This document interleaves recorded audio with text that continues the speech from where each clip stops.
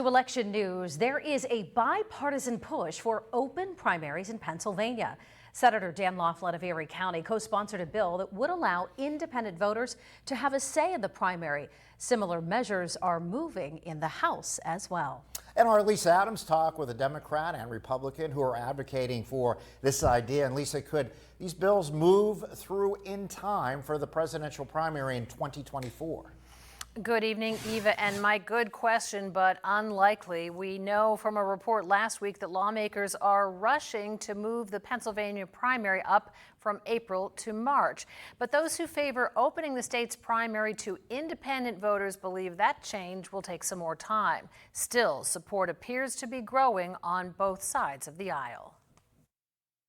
You may have seen this big ad in print lately thanking Senator Dan Laughlin for his leadership to repeal closed primaries in Pennsylvania. The plan would give registered independents the right to vote in both the primary and general elections without having to join a party. It was paid for by Ballot PA. We learned the chair is David Thornburg, son of former Governor Dick Thornburg. By Zoom, he told me it's about making sure nearly 1.2 million registered but unaffiliated voters in Pennsylvania aren't left out of a process they pay for. It's about fairness. We all pay for elections. We all ought to be able to participate. And that's to a tune of about $50 million a year. So it's not chump change. And he said about half of all Pennsylvania veterans consider themselves independent.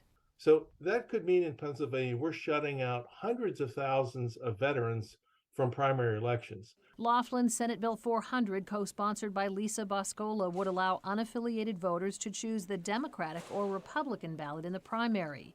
Erie County Democratic Chair Jim Wirtz supports the idea, and he's been taking his PowerPoint showing the growth of independents, especially young ones, on the road to make the case.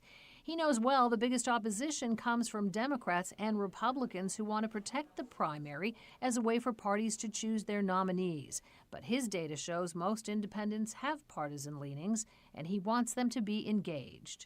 I feel like the more people we get participating in these primary processes, the more enthusiasm we will have for our candidates in the general elections as well. As proof of bipartisan support, 5 former governors, including Tom Ridge, just signed on to endorse the bill. That 5 former governors just stepped out to endorse this bill.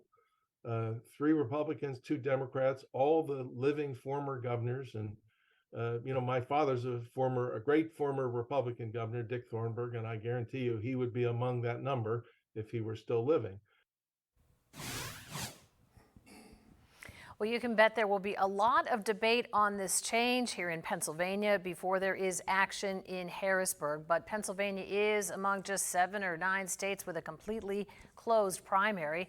Thornburg believes inviting more people into the primary process will help candidates be more ready to govern if they are elected. His thoughts on that coming up tonight at 6. Live in the studio, Lisa Adams, Erie News Now. Lisa,